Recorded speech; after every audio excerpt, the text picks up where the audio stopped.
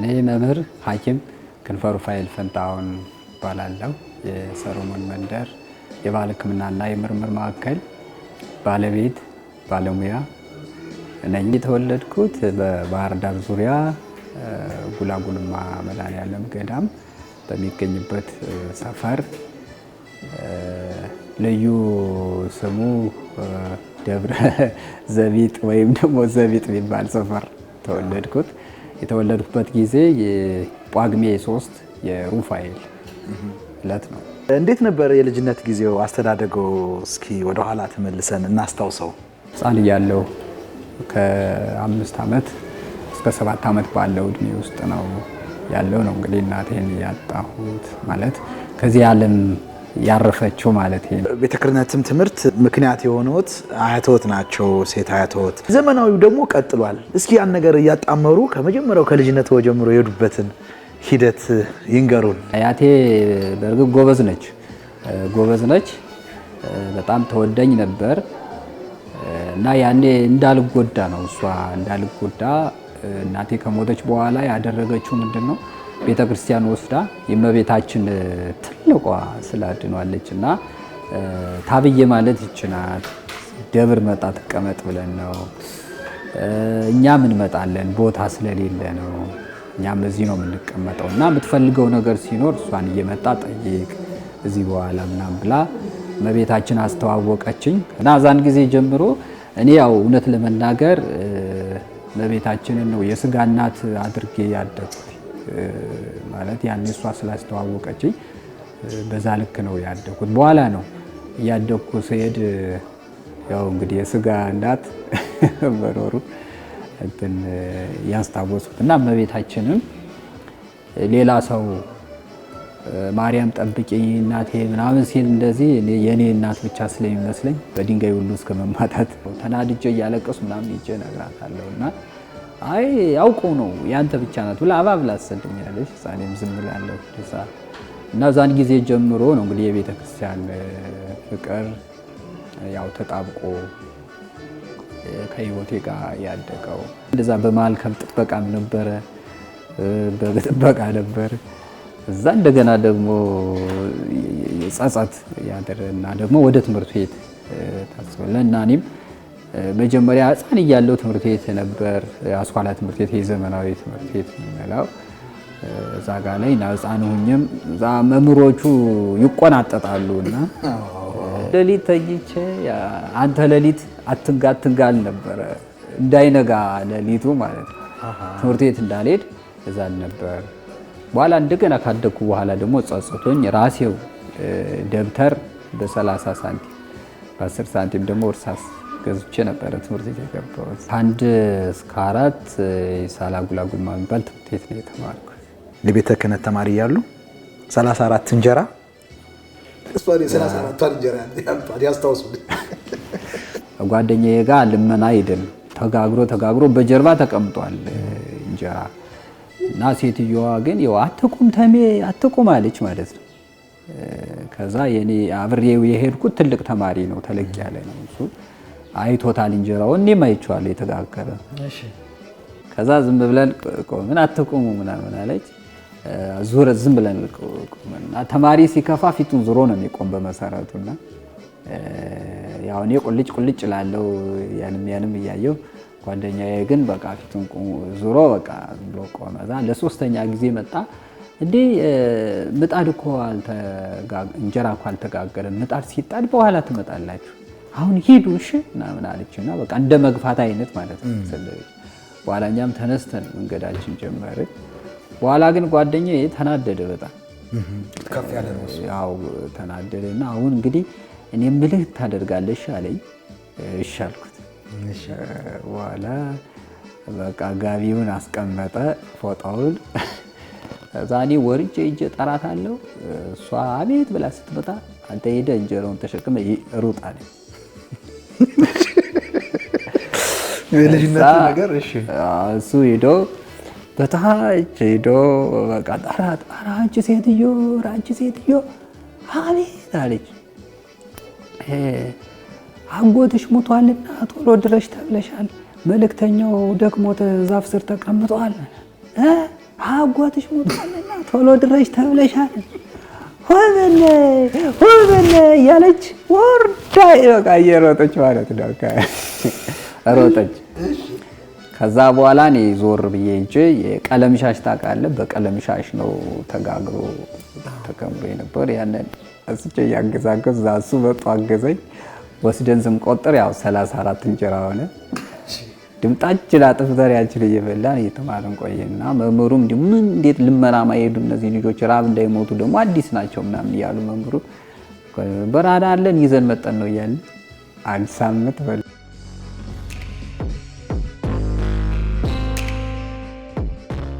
5 እስከ 10 በሸንቲ ትምህርት ቤት ነው የተማርኩት። የ10ኛ ክፍል ውጤት እንደመጣ ተስፋ ቆርጬ ነበረ። ግን ውጤት መጥቷል? አዎ ውጤቴ መጥቷል። ቤተ ክህነትን ከዘመናዊ ጋር እንዴት እያጣጣሙ እስከ 10ኛ ክፍል ዘለቁ? በዋናነት ትኩረት የምንሰጠው የነበረው ለዘመናዊው ነው። ያቺ የቤተ ክህነቷን አጎቴም ካህን ነው፣ አባቴም የጥበብ ባለሙያ ነው የነበረ። በእርግጥ ሁሉምና በዚህ በቤተ ክርስቲያኑ በመንፈሳዊው ዙሪያ ሁሉም ያሸተተ ነው እና ቀን ዘመናዊ ትምህርት፣ ሌሊት ደግሞ የቤተ ክህነቷን ትምህርት ነበር የምናጠናው። ወላጆቹ በጊዜ ከተለዩት በኋላ ነገሮች እንዳሉኝ አልጋ ባልጋ አይሆኑም እና ልክ እንደ ሊቁ ያሬድ እንዲጽናኑ እንዲበረቱ ያደረገው አንድ አጋጣሚ ያለ። በ14 ዓመት የቤተ ክርስቲያኑን ትምህርትም እንዲቋረጥ አልፈልግም፣ የዘመናዊውም እንዲቋረጥ አልፈልግም። ግን ደግሞ ይህንን የሚያስተምር ሰው አልነበረም በሰዓቱ። ያው ከአያት ጋር ተጠግቶ ማደግ ምንም ሰው በቃ ቢወድህም ሁሉ ከራሱ አያስበልጥህም በብዛት እና የአጎቴንም የአያቴንም ከብት ነበር የምጠብቀው ያኔና ትምህርቱ በጎን አለ። ደብተሬም የሚቀደድበት ጊዜም ነበር፣ የሚደብቁበትም ጊዜ ነበር። እንደዚህ ከብት እንዲጠብቁ? አዎ ከብት እንዲጠብቅ ማለት ነው። ትምህርት ቤት እንዳልሄድ ተደብቄ ከብቶችን ጫካ ለሁሉም 12 ማሰሪያ ፈትዬ እግሬ እስከሚደማ ድረስ እዛው ጫካ በዛው ዱር ከብት በሚውሉበት ከብቶችን አስሬ የሰው እህል ሂደው እንዳይበሉ አስሬ ትምህርት ቤት ተደብቄ ሄጄ ውዬ ይሄድ ነበረና ለከብቶች አስሬ ዱር ላይ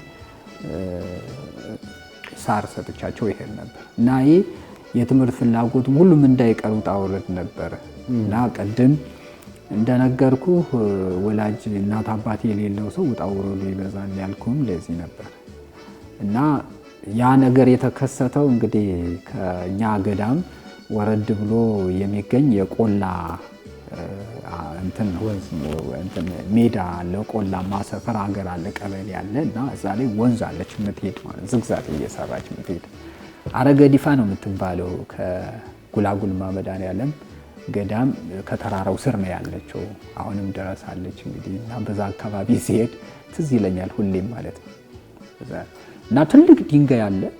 ከብቶቹን እየጠበቅኩ እዛ ድንጋይ ላይ ቁጭ ብዬ እየተከስኩ እያለ ወንዟን መመልከት ጀመርኩ ማለት እና ወንዟን ስመለከታት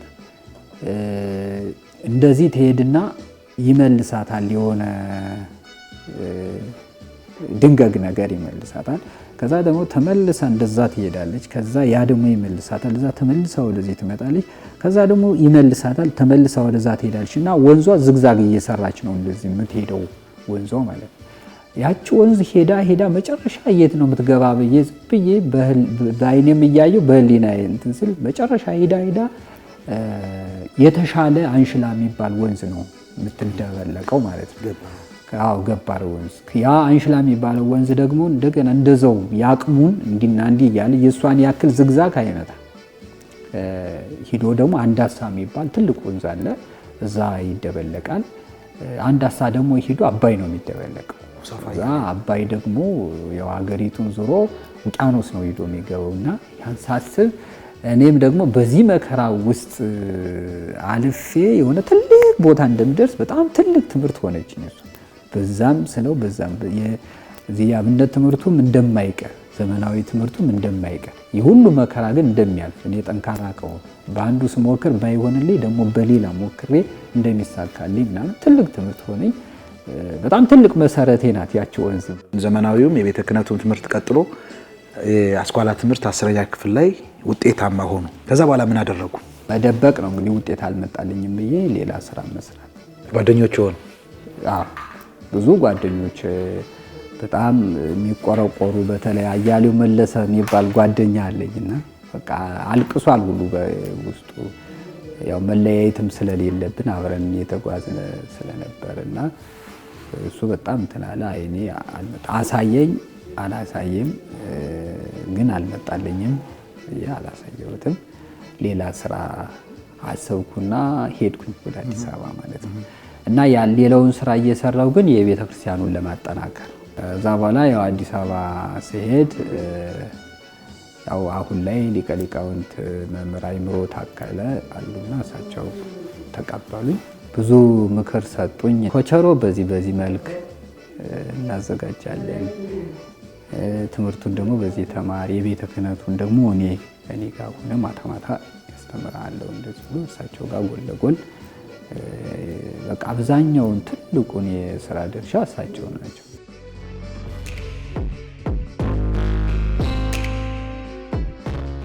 አንድና 12 ያው ራሴን ያገዝኩኝ ከመምህር አእምሮ ጋር ሁኜ ጨረስኩ ማለት ነው። ትምህርቱን ለማስቀጠል ስል ያንም ስለምጀምር ያንም ላለማጣት መከፍለው ምንም እንዳላጣም እንዳልል ያው ስብከትም እሄዳለሁ። በወር ያቺ 25 ብር በቀን በወር ተጠራቅማ ያችን ለማግኘት በእግር ከ4 ኪሎ ሰበታ ድረስ በእግር እየሄድኩ ሰብክ ነበር። ከዛ በኋላ የ12ኛ ክፍል ውጤት ሲመጣ ያው መደበኛ ክሊኒካል ነርስ የዩኒቨርሲቲዋን ጨረስኳት ማለት ነው በዲግሪ መርሃ ግብር። ያችን ለመጨረስ ነው በጣም ፈታኝ የነበረው። መጽሐፍ ስሸጥ የነበር አሁን ለምሳሌ ዛሬ ግቢ ገብርኤል ከሆነ ግቢ ገብርኤል የሚመጣው ሰው ይገዛል ማለት ነው። ጥቃቅን ስራዎች በፊትም ጀምሮ ያሉ ናቸው። በተለይ 5ኛ ክፍል ጀምሬ እስከ 10ኛ ክፍል እስከምደርስ ድረስ ጸጉር ማስተካከል ተምሬ ነበር። እየጠጋ እያልኩ ውሃ ልክ መስራት፣ ቀለም መቀባት፣ በእጄ እየለካው አናጢነትም ራሴ ተምሬ ነበር።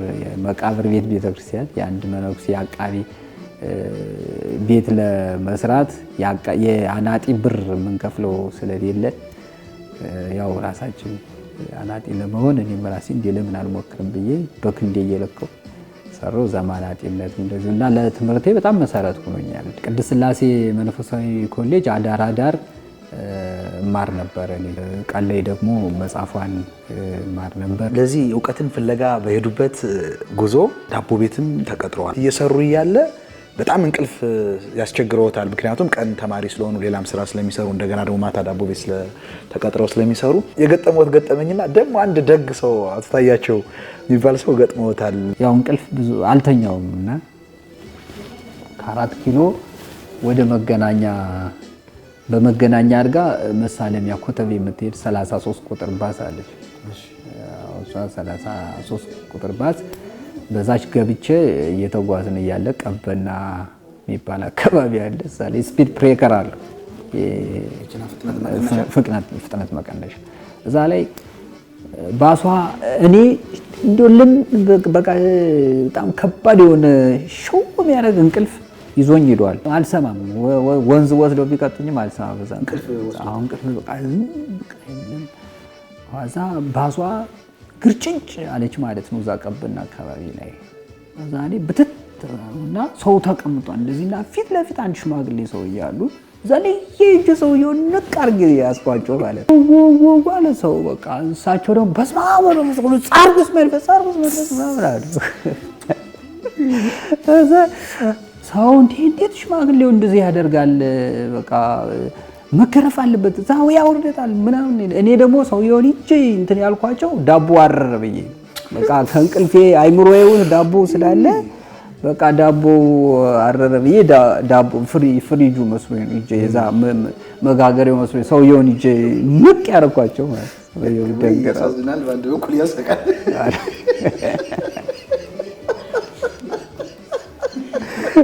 በጣም እዛ ያው አንድ ሰውዬ እስቲ ሲያይ የእንቅልፍ ችግር ነው ማለት ነው። እስኪ ቆይ አምጡት እኔ ጋ ተቀመጥ ምናምን ብለው እሳቸው እኛ ሰውዬ ሌላ ሰውዬ ናቸው። የያዝኳቸው ሰውዬ ሳይሆኑ ሌላ ሰውዬ ናቸው። እንደዚህማ እንደዚያ ከዛ እሳቸው ምን ሆነ ነው እንደዚህ ምናምን አሉ። ነገርኳቸው በቃ መማረውን ትምህርት ነገርኳቸው። እንደዛ እድገቴን ነገርኳቸው። ወላጅ አልባ በሕፃንነቴ እናትም አባቴንም አጥቼ እንደዚህ ሁኜ ያደኩ አሁንም ደግሞ ያግዘኝ ስለሌለ እንደዚህ ለማድረግ እንደዚህ ገብቼ ምናምን እና ዳቦ አረረ ብዬ ነው ሰውየውን እንትን ያልኳቸው። እንቅልፍ ዞኝ ድረስ ስለነበር ማለት ታያቸው ደምሴ ይባላል እና እሳቸው በኋላ በጣም አዝነው በቃ እዚህ በኋላ እንዲህ አይነት ስራ ማቆም አለብህ፣ በቃ ትምህርትን ብቻ መማር አለብህ። በወር ከ7,000 እስከ 8,000 ብር ድረስ እኔ እከፍላለሁ። ያለበትን መጥቻ ያለው አድራሻ እቆጣጠራለሁ እንደ ልጅ አድርጌ ምናምን አሉኝ። የሚገርም አጋጣሚ ነው። ከዛ እንደዛ እያሉ ቅድስተ ሥላሴ ዩኒቨርሲቲውንም ስነ መለኮት ትምህርት በመምህርነት ጨረሱ። ሕክምናውን በዲግሪ 4 ዓመት ተምሮ ጨረሱ። ከዛ በኋላ ደግሞ ስራ ሊጀመር ነው። 22 ክሪስማስ ዓለም አቀፍ የጭንቅላት ቀዶ ጥገና ሆስፒታል እዛ ጋ ነበር የገባሁት። ያው ይችኛዋ ባህላዊ ጥበቧ ምናምንም ስላለች ሰው እዛ እየታመመ ይመጣልና በቀላሉ መዳን የሚችለው ሁሉ ሰርጀሪ ይደረጋል እና ሁሉ ያሳዝነኝ ነበር። እንደዚህ ብታረጉ እኮ ጥሩ ነው ምናምን እላቸዋለሁ። አንዳንዶች የሚቀበሉ አሉ፣ አንዳንዶች ደግሞ ማይቀበሉ አሉ። ምን በዛ ባህላዊ እንትኑ ሕክምናው በጣም ሞር ጥሩ መሆኑን እየተገነዘብኩት ሄድኩኝ። ከዛ ወጣው አልመችኝ አለ። እዛ ደግሞ እንደገና ቢጃይ ደግሞ ገባው። እዛ ቆየው። እዛም ደግሞ አልመች አለ፣ ወጣው።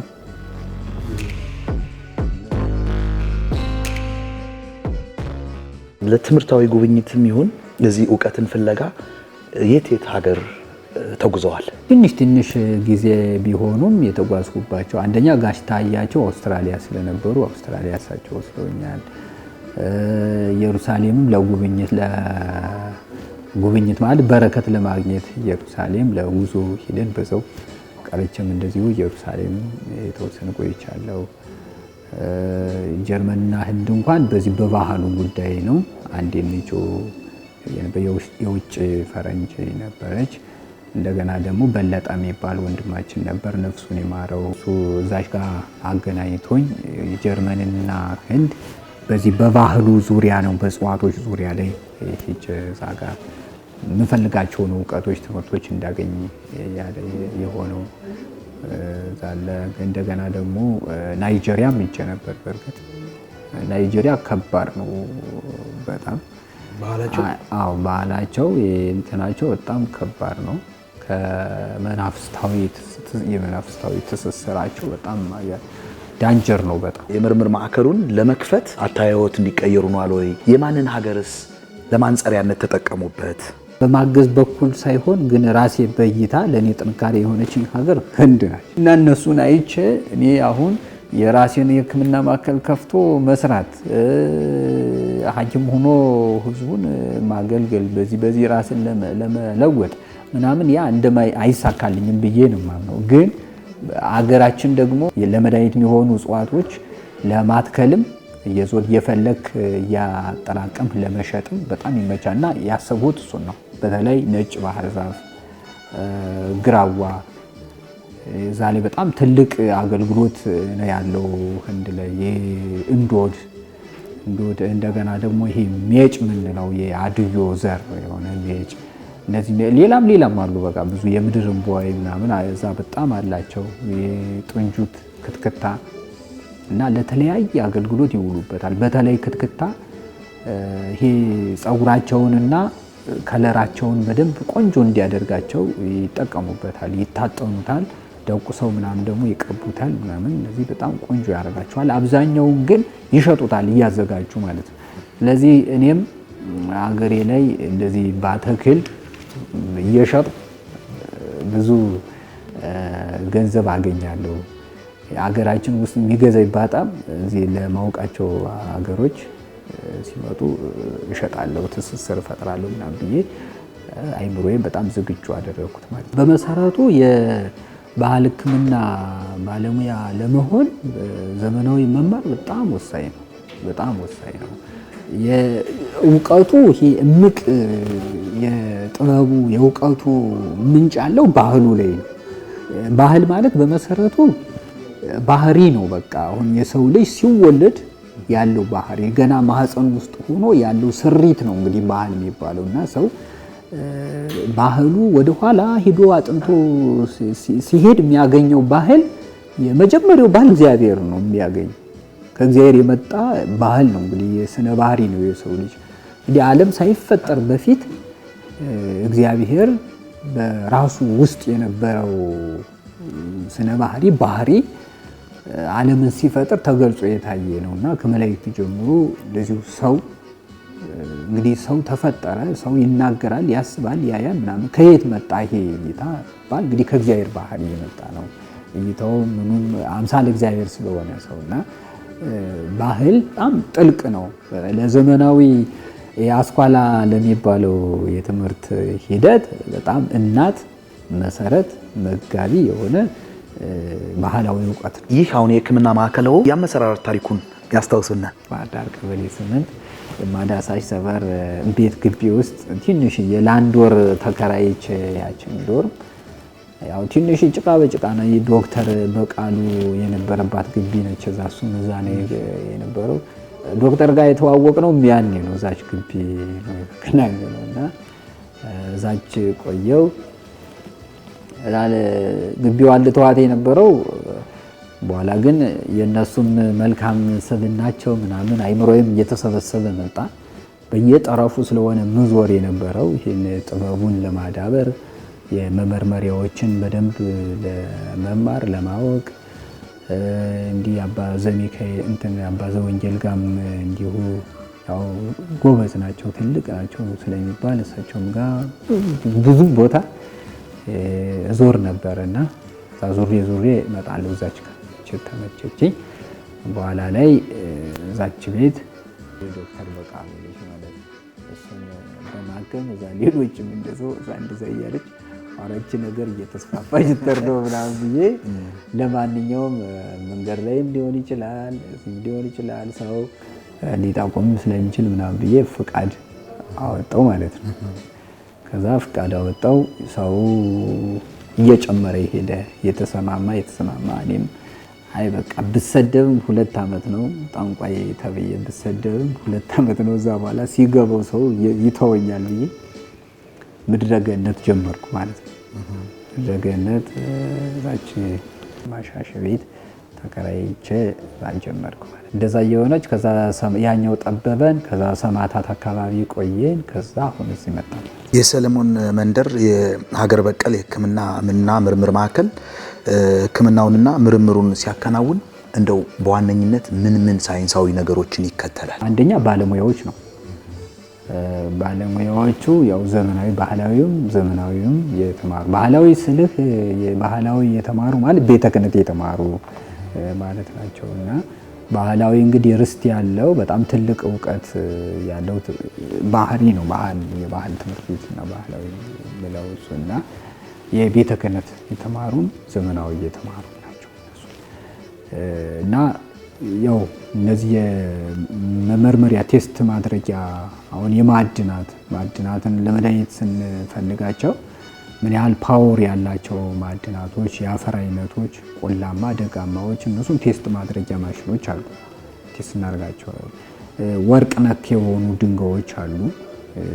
እነዚህ ድንጋዮች አሁን ለምሳሌ ለመነጽር ምናምን ሌሎች ውጮቹ እንደሚያሰሩባቸው እኔ ደግሞ የምጠቀምባቸው አሉ። የአይናቸው ይሄ አሁን ጠልሰን የምንለው ነገር በዛ ተቀርጾ ያው ሰዎቹ እንዲያዩት የሚደረግ በቃ ይሄ አይምሯቸው ይሄ በመንፈስ የተጎዱ አይምሯቸው የሰወራቸው እነዚህ ኦቲዝም የሆኑ ህጻናት የሆኑ ትልልቅ ሰዎች ያን በማየት ብቻ የማዕድናት የተዘጋጁትን እንትኖች በማየት ብቻ የሚድኑበት የሚፈወሱበት የጥበብ ሲስተም አለ። እሱ አለ እና ይህን ለማድረግ እነዛን ቴስት ማድረጊያ ዘመናዊ እንትኖች ማሽኖችን እንጠቀማለን። ማይክሮስኮፒ አሁን በጁስ መልኩ የምንሰጣቸው መድኃኒቶች አሉ። አሁን እነዛም እንዲሁ በማይክሮስኮፒ ቴስት እናደርጋቸው። በማዕከላችሁ የስንት ሰዎች የስራ እድል ፈጥራችኋል? ያው 80 ማለት ነው። ከዚህ ጎን ለጎን መምህር ይህ ማዕከል የበጎ አድራጎት ስራና የልማት ስራዎች ላይ ተሳትፎ ያደርጋል።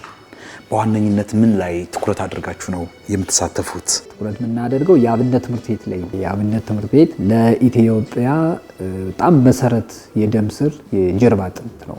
ያ እውቀት ደግሞ የአብነት ትምህርት ቤት እየጠፋ ስለሆነ አሁን ላይ ለዚህ የተዳረግ ነው። ያ እውቀት ደግሞ ተመልሶ እንዲያብብ ኢትዮጵያ ከሌሎች ካደጉ ሀገራት እኩል እንድትሰለፍ ያን እውቀት ማምጣት ስላለብን ለማምጣት ደግሞ የእውቀቱ ባለቤት የሆነውን አካል መደጎምና ማሳደግ፣ መደገፍ፣ ማስፋፋት ስለሚያስፈልግ እዛ ላይ ትኩረት እናደርጋለን። እንዲሁም ደግሞ አሁን እንግዲህ ቤተክርስቲያን ደኖችን በመንከባከብ ዙሪያ በጣም ትልቅ ሚና አላት። እንዲሁም አንድ የውጭ ጎብኚ አንድ ፈረንጅ የኢትዮጵያ ምድር ላይ ደን እንዳይጠፋ ለማድረግ በየቦታው የክርስቲያኖችን ቸርች የቤተክርስቲያን መስራት ያስፈልጋል ብሎ ሁሉ እስከ መናገር የደረሰበት ጊዜ አለ አስታውሳለሁ። አሁን እኛ ፍለጋ ስናደርግ እንኳን የጠፉ ጥንታዊ እጽዋቶች የምናገኘው ቤተክርስቲያን ላይ ነው፣ ገዳም ላይ ነው።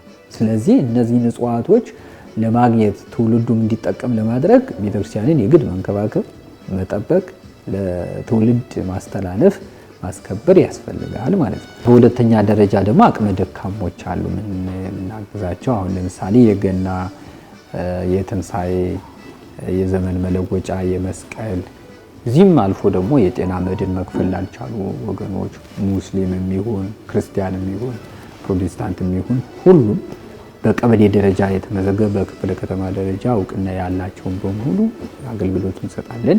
ከዛም ውጭ ሌላም ቦታ ደግሞ እንደዚሁ አጥቼ ተቸግሬ የሚለውንም እንደዚሁ እሱንም ድጋፍ እናደርጋለን።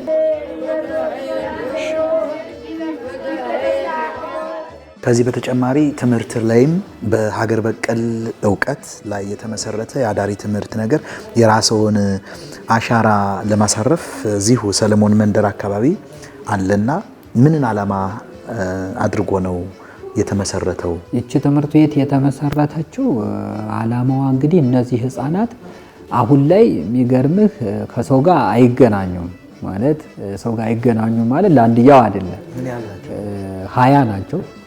አሁን እየጨመሩ ናቸው እና ከተለያየ የሀገሪቱ ክፍል የመጡ ናቸው። አቅመ ደካሞችም አሉ፣ ወላጅ አልባም አሉ።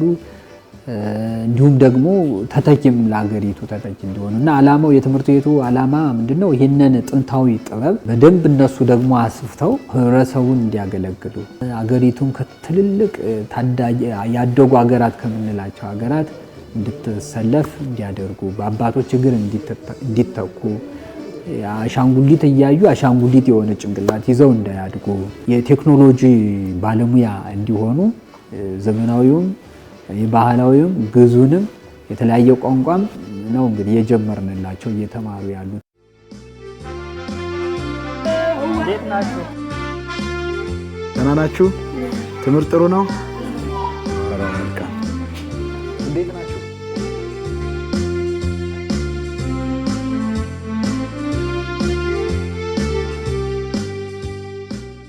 የተለያዩ ቆሻሻ ነገሮች ንጹህ ሆነው በቃ በጥሩ ሁኔታ ተቀርጸው አድገው አገር ተረካቢ እንዲሆኑ ነው። ማደሪያቸው እዛው ነው፣ ትምህርታቸው እዛው ነው፣ ምግብ እዛው ናቸው፣ ልብሳቸው እዛው እኔን የሚሸፍነው። ነርስ ቀጥሬላቸዋለሁ፣ 2 መምህር አላቸው፣ የጽዳት ባለሙያ አላቸው፣ ምግብ መጋቢ 2 እህቶች አላቸው።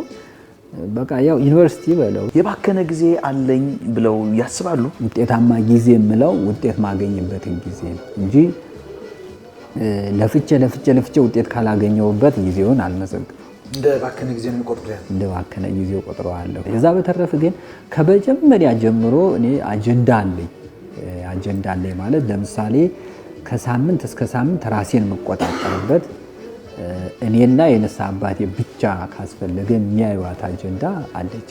ለምሳሌ ሰኞ ጥሩ ከሰራው ራይት፣ መጥፎ ከሰራው ደግሞ ኤክስ የምልበት ነው። ስለዚህ ያቺ እሁድ በዛች አጀንዳ ስለመመራ ያችን ቸክ ስለማድረግ ጊዜዬንም እቆጣጠራለሁ። ያባከንኩትና ያለው እዛ ጋር በየቀኑ ነው የምመዘግ። እሁድ ገመግምና ጥሩ ነገሬ ከበዛ ቀጥላለሁ። ጥሩ ማፈጻጸሙ በቃ የነበረኝ ጊዜ ተበላሸ፣ የበደልኩት ያጠፋሁት ምናምን ከሆነ ደግሞ ተነስቶ ገዳም ነው የምጠፋው ሄዳለሁ። ያቺ አጀንዳ ለእኔ ሀዲድ የነበረች ትልቅ መጓዣ የነበረች።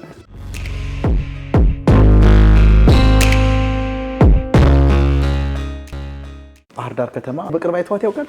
በቅርብ ያው እኔ ቢዚ ስለሆንኩ እንግዲህ ወደ አዲስ አበባ ሲሄድ አልፌ ሲሄድ ስወጣ ነው ማያት። አሁን ውብ እየሆነች ነው። ፈቃደው ይሁንና ዛሬ ወደ ከተማ ይዤዎት ልሄድ ነው። እሺ፣ ደስ ይለኛል። እሺ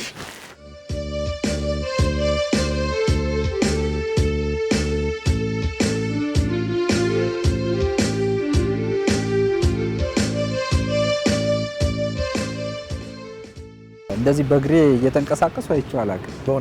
በእውነት በጣም የሚገርም አየሩ ብቻ ይፈውሰዋል። በጣም የሚገርም ግን ውበት ነው። ሳናጠፋ አሻሽለን ለቀጣይ ትውልድ ማስተላለፍ የምፈልገው ምልህም ይሄ ዘጌ ያ ተራራ እኮ አራራት ተራራ ነው። ዋናው አራራት ተራራ እዛ ጋ ነው ያለው እና የኖህ መርከብ ቅሬታ አካሏ ያለው እዛ ነውና ይሄ በጣም ድንቅ የሆነ ቦታ ነው። ሁሉም የስልጣኔ ውጤት ተፈጥሮን የነካ ነው። ተፈጥሮን ያልነካ ፍልስፍና የለም። የሚገርም ነው። እስኪ ደግሞ ትንሽ እንንቀሳቀስ።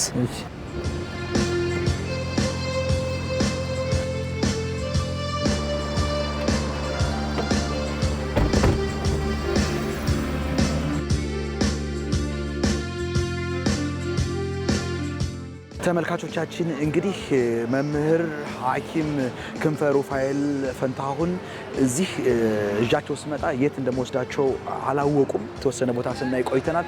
አሁን ደግሞ እዚህ ባህር ዳር ናቢጋ ጣና ወደቡ ጋር ይዣቸው እየመጣሁ ነው። ጀልባ አዘጋጅተናል። እዛ ጀልባ ይገቡና ስለ ጣና እምቅ እውቀት አላቸው። ታሪካዊ፣ ሳይንሳዊ ነገር እያወሩን እዛ በኋላ ደግሞ ተሻግረን አንዱ ወደብ ላይ አግራሞት የሚፈጥር ነገር አዘጋጅተላችኋል። እናንተም በጉጉት የጠበቃችሁ እንደሆነ አስባለሁ። ወደዛው እንሂድ፣ ተከተሉ።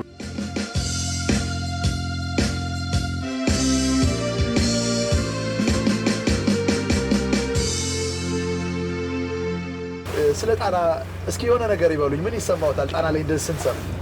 አንዳንዴ በጣና ላይ ስጓዝ በፊትም ገነት የገባሁ ያክል ይሰማኛልና ምክንያቱም ጣና በራሱ ከአባይ ጋር በጣም የተሳሰረ ባህሪ ያለው አባቶቻችን እንዳስረዱት፣ ከዛም አልፎ ደግሞ በጣም ጥንታዊ የሆኑ ገዳማት የሚገኙበት ቦታ ነው እና ስለ ጣና አሁን ብዙ ሰው ያጠናል፣ እኔም አጠናለሁ እና የጣናን ስነ ባህሪና በውስጡ ያለውን ነገር ነው ትንሽ በጭልፍታ ያክል የምናውቀው እና የጣና በጣም ብዙ ድንቅ የሆኑ ምስጢራዊ ነገሮች አሉ። እንግዲህ አባቶች እንደገለጹት ጥንታዊ መጽሐፍ በተለይ አባቶቻችን ከውጭ ወራሪ ጋር ተያይዞ እንዳይበላሹ መጻሕፍቶች ቀብረው ያስቀመጧቸው እነሱ የወጡ መጻሕፍቶች እንደሚተነትኑት ጣና የብዙ ቅዱሳን አባቶች መሰወሪያ ቦታም እንደሆነ ሰከላ አባይ የተነሳው ወንዝ ከጣና ጋር አንድ ላይ ሆኖ እንደገና የሚያካልለው እንግዲህ ከጣና ከፍ ብላ ገነት እንዳለች የሚነገርበት ምስጢርም አለና ያው ጣና ላይ መቀመጥ ገነት ውስጥ መቀመጥ እንደሆነ እረዳለሁ። ሁለት ስውራን ከተሞች እንዳሉ ያው ከታሪክ የተረዱ አባቶች አስረድተውኛል። የተሰወሩ ከተማ ሲባል አሁን አለ ከተማ ማለት ነው። ተሰውሮ ነውስ ጥንት የነበረ ከተማ ግን አሁን የሌለ? እንግዲህ እሱ በጣም ረቂቅና ድንቅ የሆነ ነገር ነው። አሁን እዚህ ውሃ ውስጥ ከተማ አለ ብዬ ሳወራ የሚሰማ ሰው ተረት ተረት ነው የሚለው እንደምታውቁት ማለት ነው። ግን አባቶች በራይም የሚያዩ አባቶች በሰዓቱም የነበሩ አባቶች ያዩት አባቶች የተናገሩትን ቃል ነው የምናገረውና ከተማ እንዳለ ነው እኔ በእኔ እምነት እንዳለ ነው ማምነው። እነዚህ ከተሞች ውስጥ እንግዲህ ትልልቅ የብራና መጽሐፎች የጥበብ መጽሐፎች ድንቅ ድንቅ የሆኑ የጥበብ መገኛ ነገሮች ሁሉ እንዳሉ ነው አባቶች የሚነግሩን ማለት ነው። እነ ተዋናኝ የሰወሯቸው ብዙ መጻሕፍቶች እንግዲህ አይምሮ ብሩህ የሆነ ጠንካራ ትውልድ ሲኖር ያኔ ተመራምሮ ሱባኤም ገብቶ ራእይም ታይቶ ብሎት አውጥቶ ትውልድን ያድንበታል ብለው አባቶች ያመኑባቸውን መጽሐፎች ያስቀመጡባቸው ቦታዎች እንደሆኑ ነው እንግዲህ አባቶች ያስረዱን።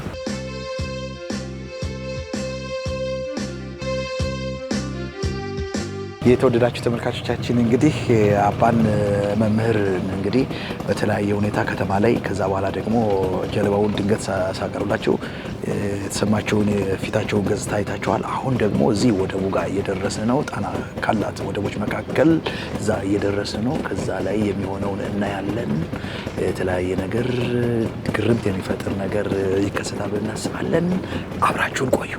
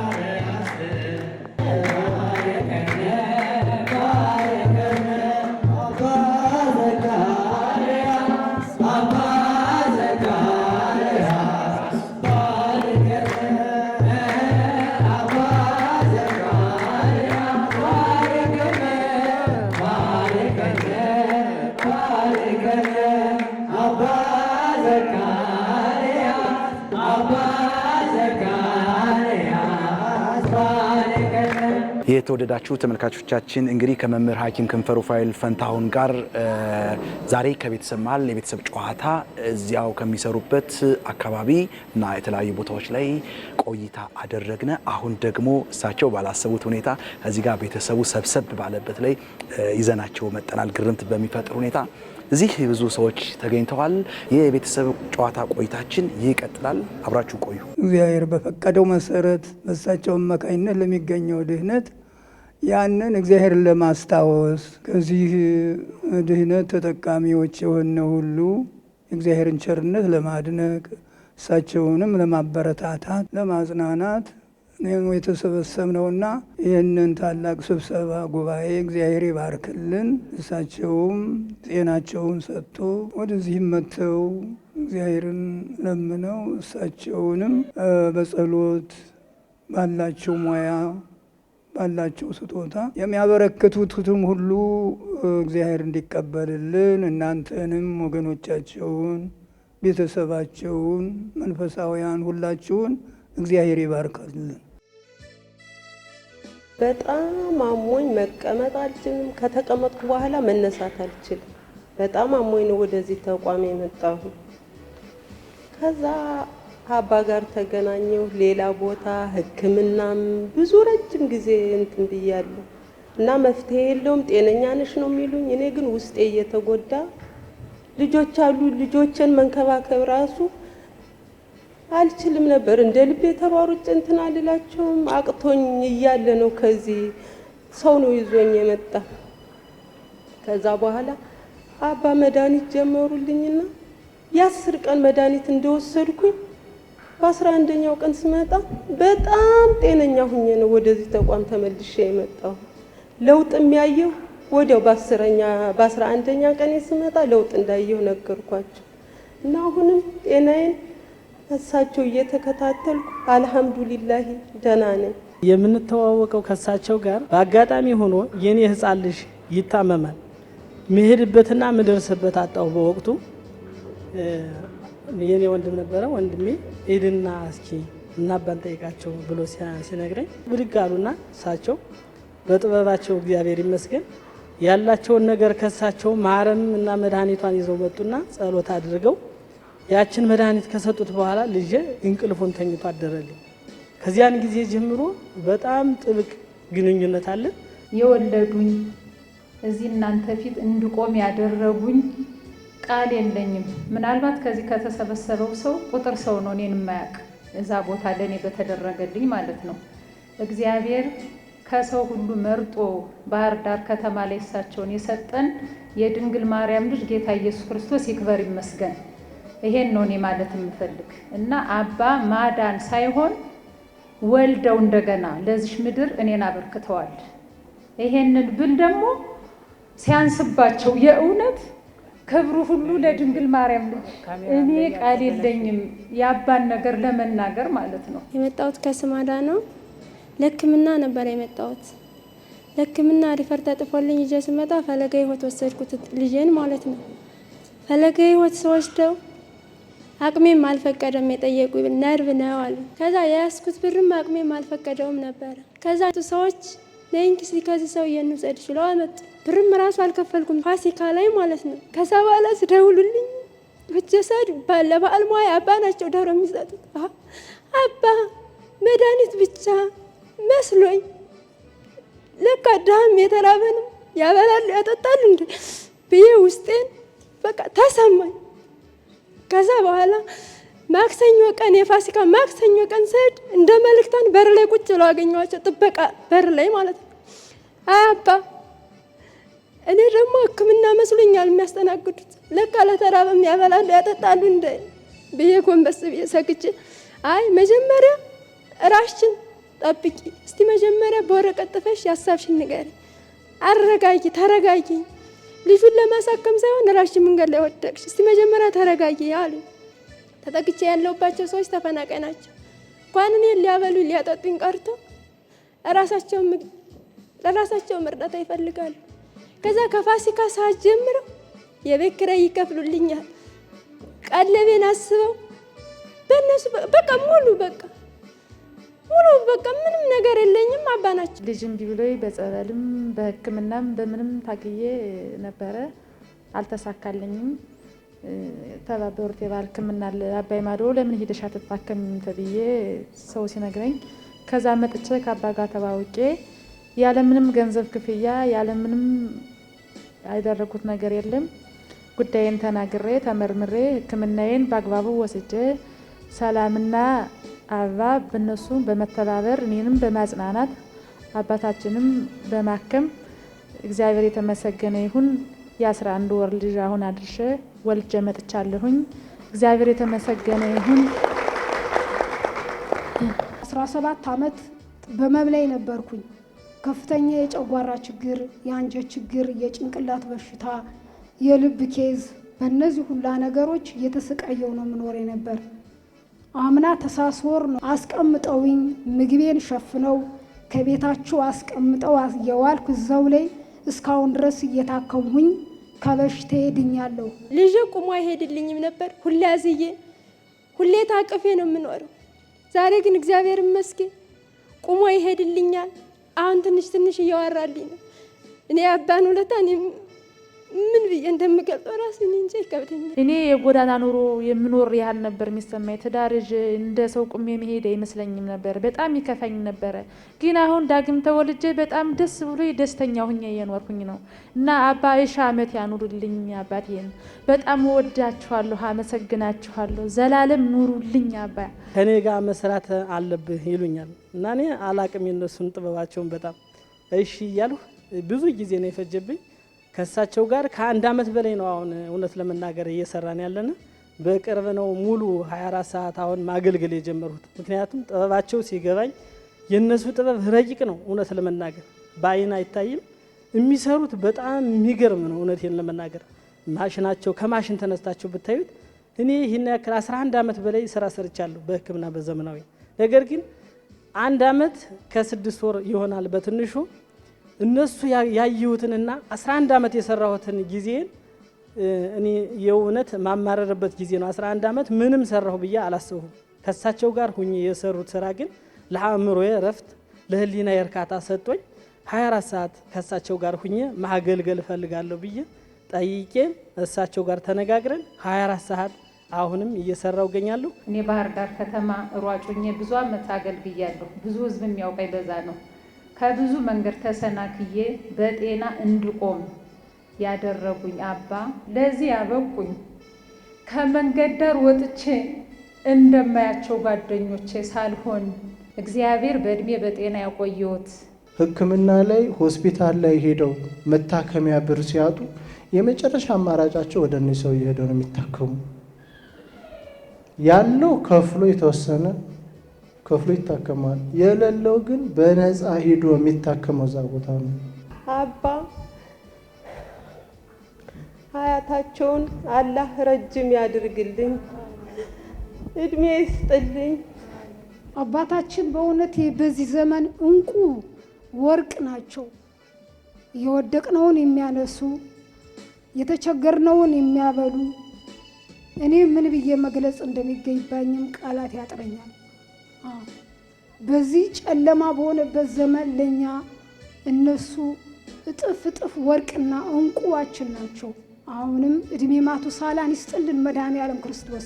ለእኔ እንደ ሻማ ቀልጠው ምንም የማይገባውትን ክብር ወርደው አድነውኛልና ድንግል ማርያም ብድሮትን ትክፈሎት። እኔም ከዚህ በበለጠ በጤና ቁሜ ከጎንዎት ቁሜ የወደቁትን እንዳነሳ ድንግል ማርያም ትፍቀድልኝ።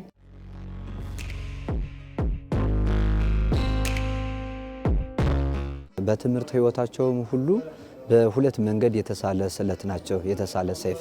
ለምን? በዘመናዊውም ሰፋ ያለ እውቀት አላቸው፣ በመንፈሳዊ ደረጃም ደግሞ የዚህን ያህል ሰፊ የሆነ እውቀት አላቸው። መምህር ክንፈ ሩፋኤልና እኔ የተገናኘ ነው በዳግማዊ ላሊበላ ውቅር አብያተ ክርስቲያናት ነውና እዛ ገዳም ከኔ በፊት 2 ዓመት የመነኮሳቱን የ36 መነኮሳት ቀለባቸውን፣ ልብሳቸውን፣ ሁለመናውን ከቤተ ክርስቲያኑ እስከ አርድእቱ ግቢው ድረስ ሲረዱ ቆይተዋል። እዛ ላይ ነው የተገናኘን የተዋወቅነው። ከዛ ጊዜ ከ2015 ጀምሮ እስካሁን ድረስ አለን። አሁን ያለሁት እዚህ ማያጹር አቡነ ገብረ መንፈስ ቅዱስ ነው። ስራቸው ይሄ አይባልም። በመነኮሳት ዘንድ የሚጠሩበት ስም መፍቀሬ ሰብ ነው የሚባሉት። ሰውን ሁሉ ወዳጅ ሳይለዩ ዘር፣ ቀለም፣ ቋንቋ፣ ሃይማኖት፣ ብሔር ሳይለዩ የሚወዱ አባት ናቸው። ከዚህ በተረፈ በስራቸው ዙሪያ እግዚአብሔር ሰጥቷቸዋል። ዘመናዊውና ባህላዊውን አገር በቀሉን መንፈሳዊውን አዋህዶ የሚሰሩ አባት ናቸው። ከሳቸው ተቋም ላይ ረሃበ ስጋ ብቻ ሳይሆን ረሃበ ነፍስ የሚታገስበት የተራበ እንጀራ ብቻ ሳይሆን ወንጌልንም ቃል የሚበሉ ሰውን ተረድተው በዛ መንገድ ሄዶ የሚያክሙ አባት ናቸው እና አሁንም እዚህ ማያጹር አቡነ ገብረ መንፈስ ቅዱስ ላይ 50 መነኮሳት አሉ። የዓመት በጀታቸውን የመነኮሳቱን ሸፍነው የቅዳሴ መምህር ለመነኮሳቱ ሌላ እዚህ ገዳማውያንና ዓለማውያን መቀላቀል የለባቸውም ከሕይወታቸው ከጸሎታቸው ይታጎላሉ ብለው ለዛ የቅዳሴ መምህር ቀጥረው የመነኮሳቱን የዓመት ፍጆታ የሚያስፈልጋቸውን ነገር ሁሉ አሟልተው እያገለገሉን ያሉት። ብዙ ጉባኤ ቤቶች ይረዳሉ። ከነዚያ መካከል አንዱ የኔ ጉባኤ ቤት ነው። በገንዘብ ሲያግዙት ቆይተዋል። አሁንም ደግሞ ሙሉ ምግቡን ለደቀ መዛሙርቱ እየቻሉ ከዚያም የሚሰሩ ስራዎችንም እየሰሩ እያገዙን ነው ያሉት። መምህር ክንፈ ሩፋኤልን በሁሉ ነገር በረሃብ በጥም በጾም በጸሎት ተጠምዶ እንዲህ ያለ ስራ ሰው ማዳን ትልቁ ዋናው መጨረሻው ምግባረ ሰናይ ነው። ሁሉ የሰው ሕይወት ክቡር ነው። ራሳቸው እየመሩ ለጥናት ትልቅ ጊዜ ትልቅ ቦታ ይሰጡ የነበሩ ወንድማችን ናቸው። ከዚያ በተረፈ ደግሞ በዚህ በዘመናዊ ትምህርት ይህንን በመሰለ ትጋት ላይ ራሳቸውን ወደ መቻል ለሁሉ ነገር ለመብቃት በዘመናዊው ከበቁ በኋላም ደግሞ በመንፈሳዊ ትምህርት ቤት ገብተው ሲዘምሩ የሚያምርባቸው ወንድማችን ናቸው። ከዚያም በመዝሙር ብቻ ሳይቀሩ ደግሞ በሰባኪነትም እውነት ለመናገር ከዛም እኛ መጣውም እየጋበዝናቸው ወደ አድባራትም ወደ ገዳማትም እየተጋበዙ ሲያስተምሩ እንደነበረ እኔ ብቻ ሳልሆን ከዛ የነበረ ሕዝብ እዚህ ስላልመጣ ነው እንጂ በአዲስ አበባ ያለ ሕዝብ ሁሉ ይመሰክራል ማለት ነው። የዳነ ሰው እንዲያው ይህን ያህል አምጣ ይህን ያህል እሺ ሲሉት ከበሽታው ይብሰዋል። ክንፈ ሩፋኤል ግን ራሱ ከፍሎ ይህን ሁሉ ስራ የሚሰራው የድህነት ስራ ከሌሊቱ 9 ሰዓት ጠዋት 12 ሰዓት ገብቶ እስከ ሌሊቱ 9 ሰዓት ሲያገለግሉ ቆይተው 10 ሰዓት ላይ ወደ መኝታቸው ሄደው 11 ሰዓት ላይ ደግሞ ተነሱ። 40 ደቂቃ ቆይተው ተነሱና ወደ ስራ ገቡ። ይረፉ አልኳቸው። የኔ እረፍት የሰው ጤና ሲመለስ ነው። ሰው እየተጨነቀ እንዴት እኔ አርፋለሁ? የኔ እረፍት ይሄ ነው አሉኝ። ምን ያስደስቶታል አልኳቸው። ሰርቼ ዘር፣ ቀለም፣ ቋንቋ ሳለይ ህዝቡን ማገልገል ቤተ ክርስቲያንና ሀገሬን መርዳት እፈልጋለሁ ነው ያሉት። ይሄ በእውነት የመንግስት ተቋማትንም ቤተ ክርስቲያንንም የሚረዱ አባት ናቸውና እድሜያቸውን ዘለግ ያድርግልን። ይህን ሁሉ የምታከናውን አንተ የእግዚአብሔር ሰው በእውቀቱ ላይ እውቀት ይጨምርልህ፣ ኃይሉን ብርታቱን ይስጥህ። መንፈሳዊ አገልግሎቱ እንዳለ ሆኖ ግን እንደገና ከደካሞች ጋር እንደ ደካማ ሆነው ሀሳቡን እንዲፈጽም እንደገና አዲስ ሀሳብ በሚገባ የሳተውን ሁሉ አስተካክሎ እንዲረዳ በማድረግ የሚያግዙ የሚያድኑ ወንድማችን ናቸው። ልባቸውን እያበሱ እያከሙን ያሉትና የሰው መውደዱን የሰማይ መንገዱን ያሳምርልዎት። እግዚአብሔር ይጠብቅልን። ትጋ፣ በርታ። አንተም ራስህንም ጠብቅ። መጀመሪያ ራስህንም ረድተህ ነው እና ደስ ይለናል። እንኳን ለዚህ አበቃህ። እንዴ ይህን ምስክርነት እንኳን አገኘህ። እንኳን እግዚአብሔር ይህን ምስክርነት ሰጠህ። እግዚአብሔር ካንተ ጋር ይሁን።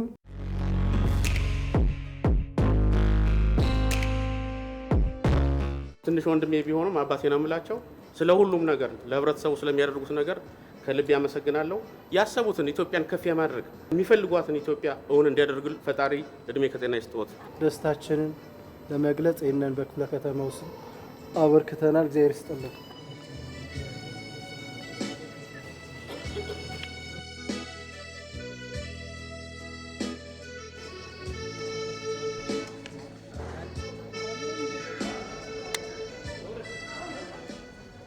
ዛሬ ያው ዳግም እንደተወለድኩ ነው የቆጠርኩት።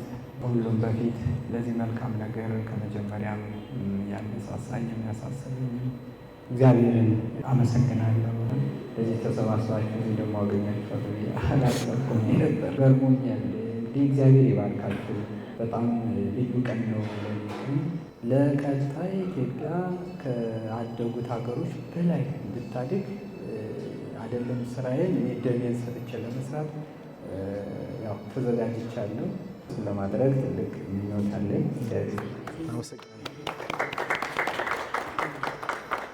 የተወደዳችሁ ተመልካቾቻችን እንግዲህ በዛሬው ከቤተሰብ መሃል ዝግጅታችን ከመምህር እና ሐኪም ክንፈ ሩፋኤል ፈንታሁን ጋር ያደረግነው ቆይታ በዚህ የሚጠናቀቅ ይሆናል።